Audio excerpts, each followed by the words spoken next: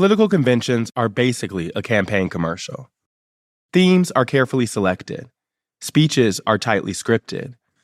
And there are few moments throughout the week that feel natural or unexpected. Which is what made this moment on Monday so distinct. Ladies and gentlemen, the 45th President of the United States and soon to be the 47th President of the United States, please welcome Donald J. Trump. Donald Trump, just days after surviving an assassination attempt, made his first public appearance after the shooting at the Republican National Convention in Milwaukee. Somber and clearly emotional, Trump emerged with a bandage over his right ear and pumped his fist in the air.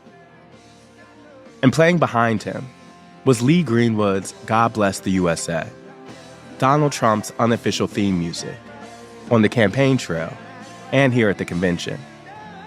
The song was performed live as Trump walked out, by none other than Lee Greenwood himself.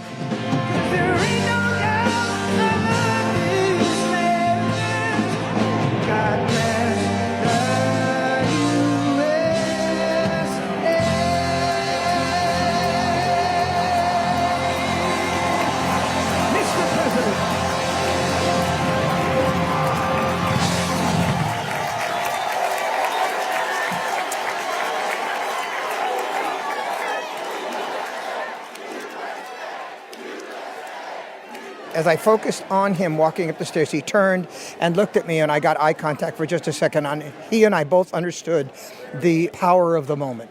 We talked to Greenwood, and he said that moment felt distinct to him too. I have sang God Bless U.S.A. for 40 years. It is the closer of every one of my concerts, no matter where I go. It sometimes becomes business as usual. In this case, I'm singing for someone who I want to put back in the White House so America can get back on track. This week in Milwaukee, God Bless the USA has felt less like a politician's walk-up song and more like an anthem for Trump's America. Which got me thinking, how did a song about togetherness and the diversity of the country become tied to a party and a candidate that's often represented division and chaos? So today, as Trump prepares the culminating speech of the Republican National Convention with a newfound message of unity, I wanted to explore that message through the lens of the song that's become its unofficial soundtrack. Talking to Republicans, including Greenwood, about what defines American values and whether those values are reflected in Donald Trump. From the New York Times, I'm Ested Herndon. This is the Runup.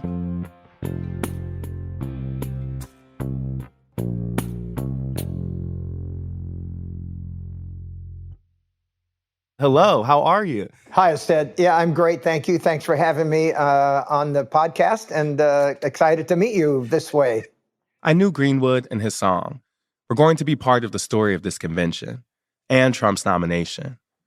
So just before I headed to Milwaukee, Greenwood and I connected. When I was performing in Vegas, many times I would perform right along some of the biggest stars of my time, one of whom was Elvis. I realized pretty quickly that Lee Greenwood loves a story. And the story of God Bless the USA actually starts with the king of rock and roll and the medley he used to perform, called an American trilogy. Elvis was very reverent, and when he sang Battle Hymn of the Republic and the tribute to the country through his reverence, he could have been probably a preacher. I mean, he was very religious. Yeah. And I said to myself at that point, if I ever have my career, I ever get a career, I'm going to do the trilogy as my closer. Greenwood wanted a trilogy of his own, a patriotic, reverent anthem that he could share with his fans. So one night, while on his tour bus, he decides to give it a try. And this particular night, I probably went back in the stateroom, grabbed a cup of coffee, because I'm still wired up.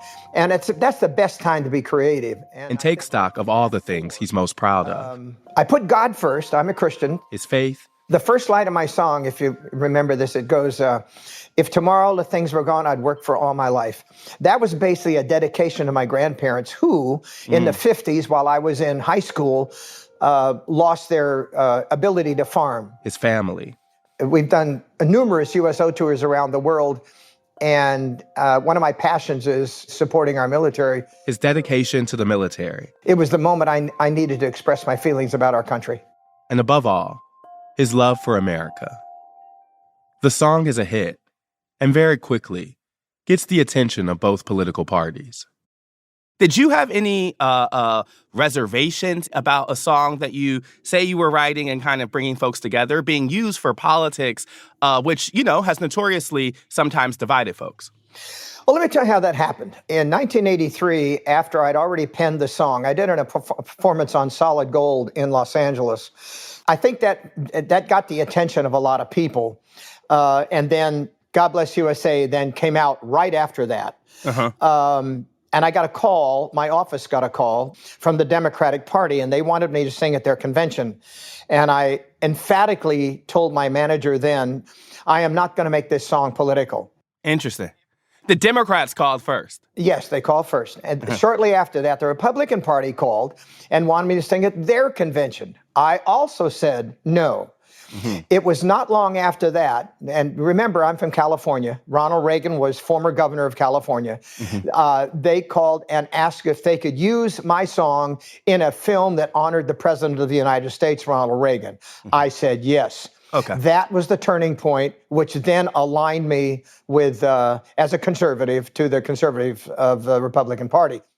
This decision kicks off a 40-year arc for Greenwood and the Republican Party. And in fact, it's easy to see how God Bless the USA acts as a through line between two figures who have reshaped the Republican Party in their image. Reagan in the 1980s and Trump right now. And Trump's version of the Republican Party is mostly what I wanted to talk to Greenwood about. I wanted to ask you specifically about Donald Trump's place in the Republican Party. We've talked to a lot of people who have been kind of historic conservatives, conservative Christians, and were, the ways that he has upended the party has sometimes changed people's relationship with it. I'm curious what you thought about Donald Trump when he first came onto the scene. I think he's terrific. I really like the point that he was going to Washington, D.C. to shake up, if I may use the term, the swamp. And he did make enemies on both sides, the Republican and Democrat. No, nobody liked that. I think everybody likes status quo. Everybody gets comfortable with that. And I loved what he did. I've been in his presence many times. I think he's a great American and a patriot.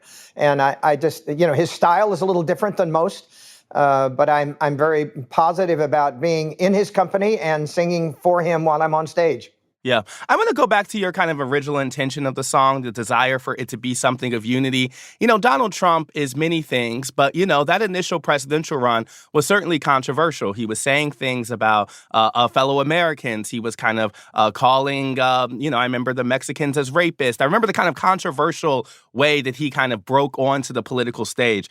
Did you have any uncomfort with the fact that the song that you wrote with an intention of bringing together was being used by someone whose political brand was, I would say, at minimum, like brash, at maximum antagonistic?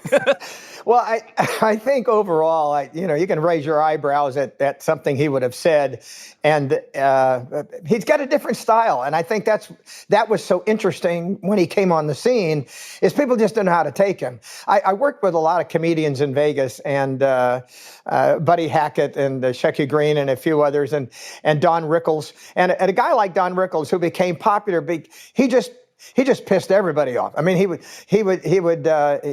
degrade and make jokes about every religion, every nature of human being, and I don't say that Donald Trump does that, but he does make people pay attention. And if that's what it took to have people get awake and say, we are moving forward as a country, but we all need to be aware of who we are and where we are.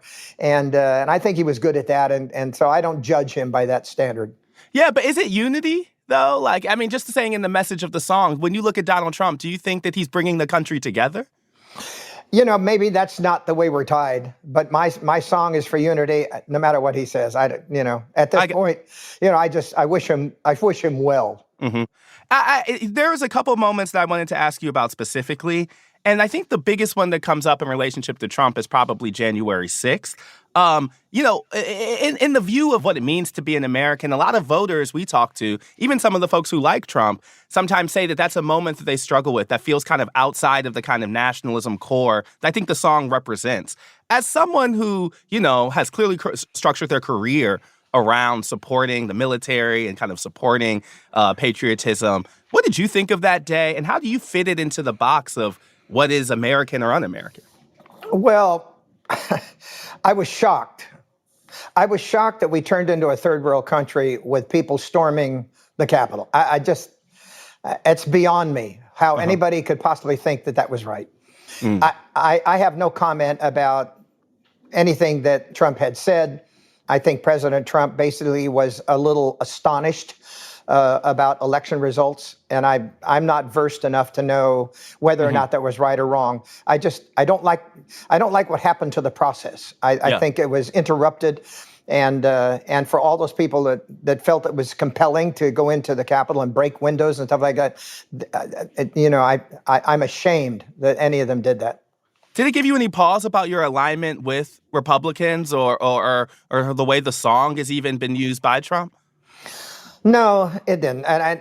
There are great Americans on both sides of the aisle. Okay. So I always look for the best in everything.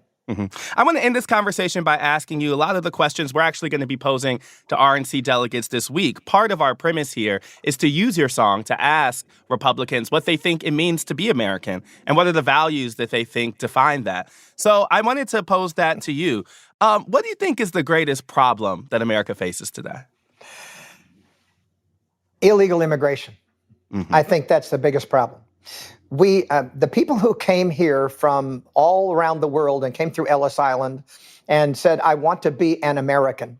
It wasn't about simulation as it was about chasing the bright light of freedom that the Statue of Liberty represents. And our culture represented, moving east to west and covering wagons and fighting weather and settlers and robbers and thieves and the gold rush and good times and bad times, and then facing international pressure. Illegal immigration will bring us to a point where we are changing, and we have to protect our right to vote. And if illegal immigrants are allowed to vote, it will change the complexion of who we are. Believe me, there's a silent majority who believe that we are still all Christian, we're patriotic, and we want to retain America as the greatest country on earth. And that's my greatest threat. How do you think Trump solves that problem? Well, I thought he solved it when he started building the wall. I thought we should continue to do that. You mentioned kind of illegal immigration as a problem, and you also mentioned the kind of pride of the Ellis Island as an inspiration for you to write the song for, generations of folks who came here in a different way. I would love for you to make a distinction about why you see the kind of current influx of immigration as a threat to the country, where previous, influxes of immigration were a boon to the country. That's a complicated question. The only thing I say is that because of the immigration that's taking place, it disturbs me that they're allowing it to go around the laws of the country. The laws of the country, you should come here legally, and that's what bothers me. They're coming here illegally. And what makes you most proud to be an American is the last question. Not just being born here, that does make me proud, but that America is the land of opportunity like no other on the planet. That's what makes me proud. Well, thank you so much for your time. I know we went over a lot, and this has been very helpful. I can say I'm excited to see you perform in person, and I would love to connect in Milwaukee. So thank you so much for your time. I look forward to it, Stad. Thank you very much for the interview. More with convention goers in Milwaukee after the break. Like we said to Lee Greenwood, one of our missions ahead of Trump's big speech was to talk to Republican delegates about the themes of God Bless the U.S.A. And I didn't just want to ask how they define American values or what it means to have pride in this country. I wanted to know how they square the values that Greenwood mentioned, like unity and positivity, with their support of Donald Trump and his party. So, with the song still stuck in our heads, 'cause there ain't no doubt I love this land. My colleague Anna and I walked over to the convention arena. God bless the U.S.A. There we go. There we go. Get up on that stage. And put these questions to several Republican delegates from different corners of the country who are gathered in Milwaukee for the festivities this week. Oh, hey, how are you? My name is Anna. I'm from the New York Times. We're talking to people about how they're feeling about November, and then we're actually asking people specifically about actually that Lee Greenwood song, Proud to be an American, and asking people what they think defines American values, things like that. You have 5 minutes? Maybe you want to chat with us? Sure. Thank you. Can you tell me your name, where you're from? J.D. Stallings, and I'm from Thomaston, Georgia. Thomaston, Georgia. J.D.'s a great name to have this It's week. a good name. I'm telling everybody he's the other J.D., and I'm this J. I'm a little older than him, so I was here first. You had it first. Is this your first RNC? How many times have you come? This is my third, actually. Okay. So you're involved with a party in Georgia? Yes, been involved in a party for several years. How are you feeling about where the party is right now heading into November? I think we're in a good spot now. I like the idea of the unity that's being talked about. I think that's great. You know, Georgia's been a place where I had a lot of push and pull of Republicans over the last several years. The unity that we're hearing on the stage, do you think it's real on the ground when you've talked to Republicans? I do. I think that people are fed up with the Biden policies, and when it hits your pocketbook, when you go to the gas station, when you go to the grocery store, that speaks volumes, and that'll get people. You talk about food, that gets people to bond together, and and see we've got to get these prices down. We got to do something different than what's going on now. What do you think Trump does differently to win Georgia this time, considering he wasn't able to win it last time? I just think more people rally. I think they have to get past some of their issues that they may have with some of his gruffness, because you just got to look at the values and what the conservative stances that Donald Trump has. So what I'm hearing is you're saying that Biden's administration and first term has been such that you think Republicans have united against that and that put some of those differences that were true in 2020 to the side. Exactly. Okay, cool. So I want to ask you about the song. Part of the reason we're talking to people today is because this song kind of feels like the theme music of Donald Trump whenever he walks in, things like that. What would you define as kind of American values? What makes that up? To me, it's just small town America. The waking up in the mornings and going to a small community that you live in and seeing your neighbor driving down the road and waving, and they wave back, and a friendly feel of community. And to me, that's America. Is there a way that Donald Trump represents that or speaks to that? I mean, as you said, this is a big city guy. How does he fit within that value of American? I think he does. I think he sees the value of the importance of that small town America, the rural America. And I think that's why he picked his running mate, J.D. Vance, who also knows that, to emphasize that strong point of conservatism, small town American values. You know, Donald Trump wasn't seen as a unifying figure generally. I know they're talking about unity a lot here. What is it about Trump that makes you think he can bring people together? I think he knows that's what America needs. And I think that through everything that he's faced in the past 4 years, losing the other election, the incident Saturday, being shot, that puts it back in perspective, I think. And I think that he realizes, hey, that's what we need in America is unity. The last question I would have is the one that we asked all the folks, which is there a moment that you were most proud to be an American that you can remember? Always. I think growing up, I remember going to vote with my parents in the 80 election, Jimmy Carter versus Ronald Reagan, and we were living in Texas at the time, and I could not understand why my parents wouldn't vote for somebody from Georgia over some guy from California, But they explained conservatism to me as a 4-year-old kid, and I probably was more informed than many voters are, and was able to see that and could go with it. And growing up watching the Reagan administration, the Cold War, I mean, back then you had the Rocky movies. You had all the Rambo. It was all that America's the greatest thing. And I think we've kind of stepped back from that and, been ashamed of being a great country. And I think that's what Donald Trump brings back. He says, hey, your slogan, make America great again. Look how it was founded. Look at the history. And that's why we're a great America. You feel like that sense of pride that you remember as important for yourself growing up, Donald Trump is bringing back?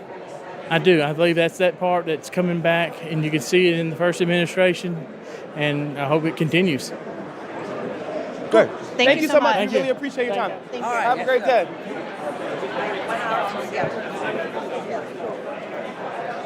Hi, how are you all? My name's Aesthetis, and we're from the New York Times. Y'all maybe have a couple minutes to chat with us? Sure. I appreciate it. Can I have y'all's names and where you're from? Yeah, sure. My name is Michael McDonald. I'm from American Samoa. Okay.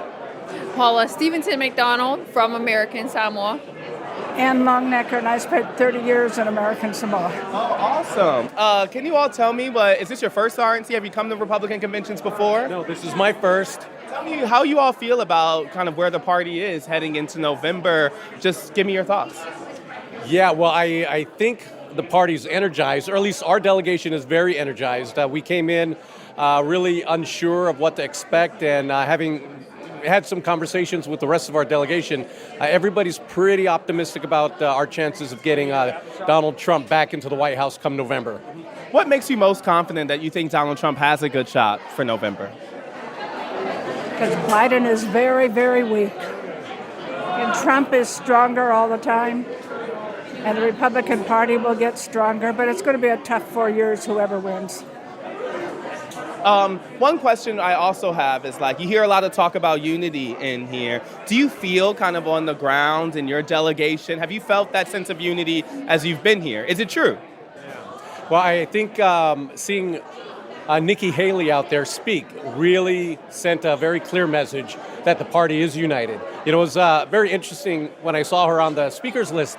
Wasn't quite sure what to expect, but right off the bat, she made it clear that she was invited here by the president in the spirit of unity. And I think that message will resonate throughout the party and hopefully throughout the rest of the country. Trump hasn't always been the most uniting figure, to say the least. Do you have confidence that he can be the candidate that really holds this together and sends a unifying message before November? Well, he's been in the public eye for a while now, and I think most people have come to realize that message that came out from I think for the most part from the mainstream media, painting him as a divisive president is starting to fade, in my view anyways.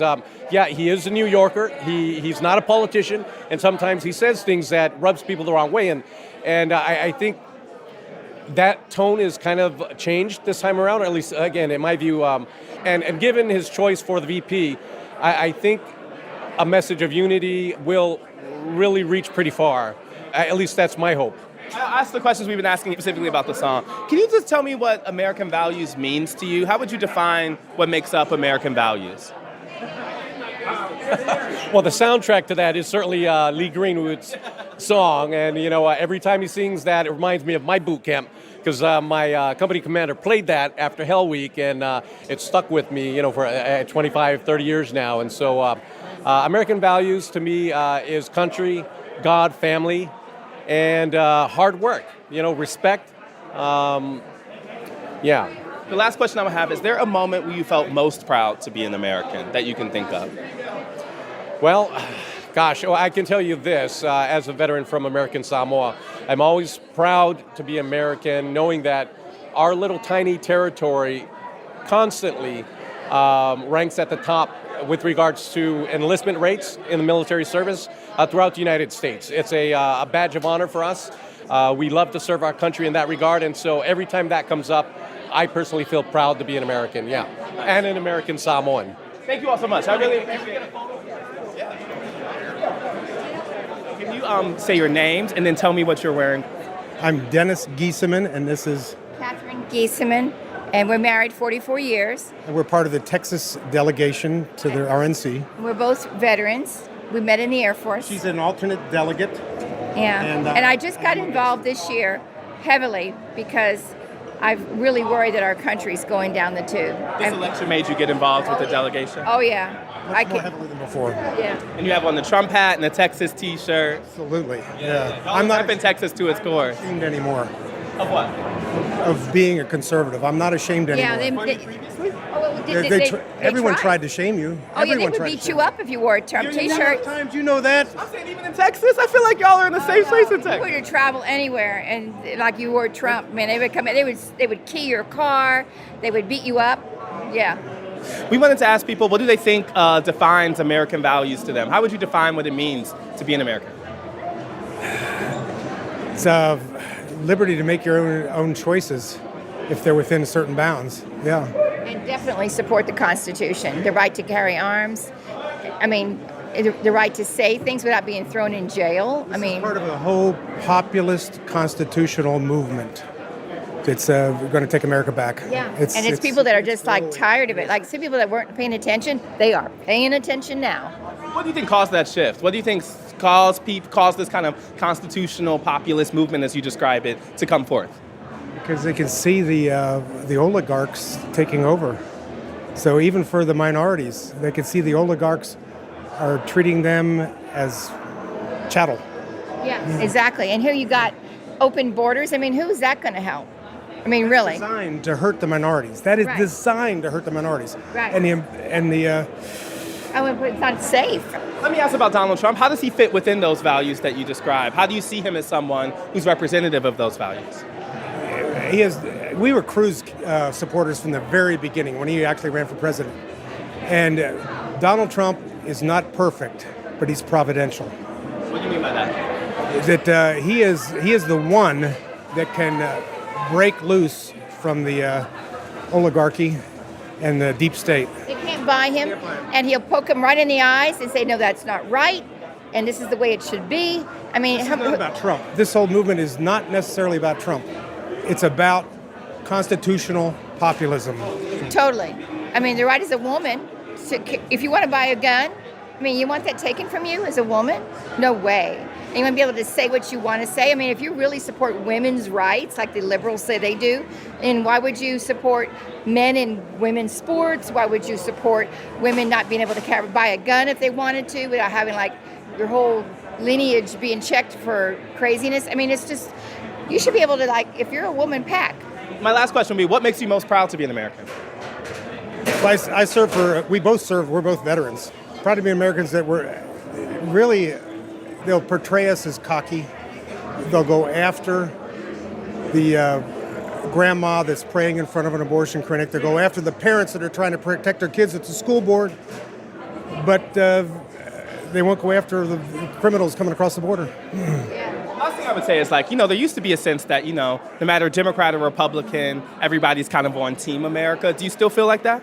It's getting back to that through Trump. Yeah. It's getting back to that. You're going to see... I can see it on the we'll bus. see a landslide if it's not too big to rig. Yeah, there you go.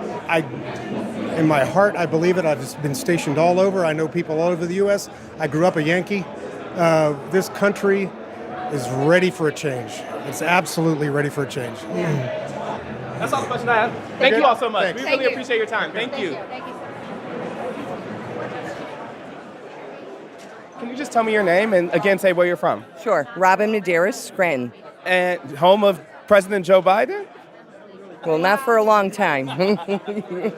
Can you just tell me how you're feeling about November, about President Trump's chances to return to the White House? And then tell me what your top issue is when you think about this election. Sure. Well, there's a couple, but I think this is it. I think we have sealed the deal for November 5th. Republicans are uniting together. If anything, this convention is showing that. It's tremendous. It's exciting. And I think most people were concerned with the border, even in my area. And then families are suffering. We go to the grocery store. My husband and I, it's just two of us. And to have grandkids and everybody come over to eat, it's so costly now. The average family can't afford this economy. And the fentanyl has to stop. It's killing not just our young people, but even our middle-aged and older people. Your area matters a lot. Pennsylvania matters a lot when it comes to this election. What are you seeing in Pennsylvania that gives you this confidence around Trump? Everybody just joining together, even Democrats. 4 years ago or 8 years ago? So much different. Is there a moment that changed that, or is there something that's driving that difference this time rather than last time? Well, I think the debate changed a lot of that, watching the debate. But then, of course, the incident that happened on Saturday, that gives it a whole new perspective. People are behind President Trump. We all lived a better life under his administration. So we need that back. You know, we're actually talked to Greenwood on Friday because we are doing an episode about his song, and we're asking people specifically about what makes them proud to be an American. How would you define what makes up American values to you? I think it's because we're all diverse and we can all live together. And if we can prosper and build better lives for even our kids and then our grandkids, that's a great thing. We haven't done that in the past 4 years. We've gone backwards, and we can't let that continue to happen. So, the last question I was asked is, do you have a moment where you felt most proud to be an American? Is there something you can point to that it doesn't have to be politics, maybe it is politics, but just a moment that made you feel most proud? there's so many of them. There really are. Even with President Trump, he supports police officers. My son-in-law was a state police officer on the special CERT team in PA. My dad was military. He was a lieutenant commander in the Coast Guard, captain to ship in Vietnam. My brother's Air Force. We support all of the things that President Trump support. Those are true Americans. So, a Republican value specifically to the party? Like, do you think that there's a kind of shared agreement about American values between Republican and Democrat? Or do you think that there's a different language that the parties are speaking? Okay, so I think at this point in time, we're starting to come together a little bit. I have had Democrats in the recent weeks tell me I am voting for Trump. First time I'm voting Republican. It's great. I think you're the first person we've talked to from Pennsylvania since everything happened on Saturday. Can you kind of give me an understanding of, like, how were you feeling coming into this week after what happened on Saturday in Butler? Okay, so we were really excited to come in and support President Trump, especially after what happened. And I'll tell you what, he showed true grit, didn't he?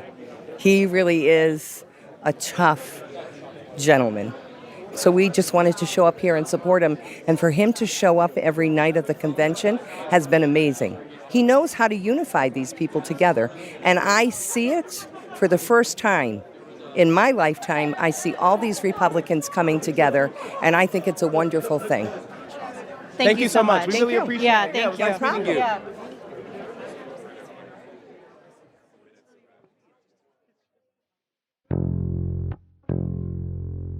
One thing is clear. From our week at the RNC in Milwaukee, Republicans are united around Donald Trump, like maybe never before. And there's a sense of confidence, almost cockiness, that he's on track to beat Biden in November. But what's driving their sense of unity isn't necessarily a set of policy goals. It's a belief that the other side, the Democrats, have pulled the country away from its values. So much so that it almost doesn't matter if Donald Trump is brash or controversial. In fact, that's what makes him American. God bless the U.S.A.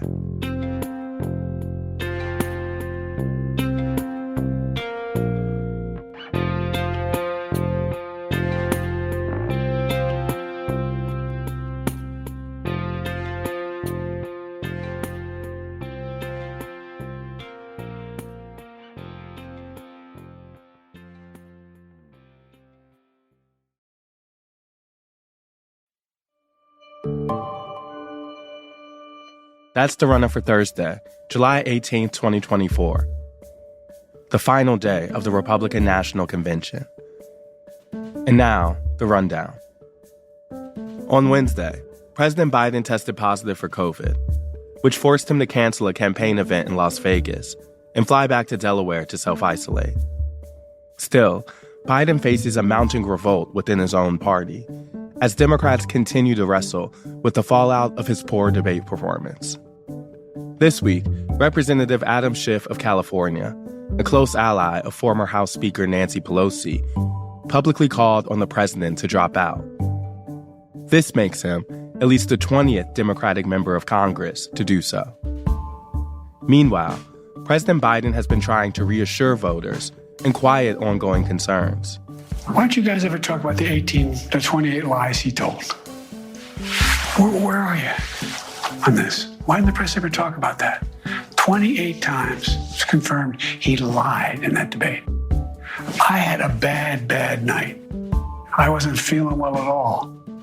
He pushed back against Trump and the media while conducting an interview with NBC and BET, where he specifically addressed the question of age. Originally ran, you may remember it, I said I was going to be a transitional candidate. And I thought that I'd be able to move from this, just pass it on to someone else. But there's more to do, and I'm reluctant to walk away from that. At the same time, Vice President Kamala Harris continues to make campaign stops, which have now taken on an increased importance. Harris also targeted Trump's newly announced running mate, Senator J.D. Vance of Ohio. Trump looked for someone he knew would be a rubber stamp for his extreme agenda, and make no mistake, J.D. Vance will be loyal only to Trump, not to our country. Harris and Vance spoke on the phone after Trump's announcement and have tentatively agreed to debate one another as soon as later this month. We are 32 days from the Democratic National Convention and 110 days from the general election. See you next week.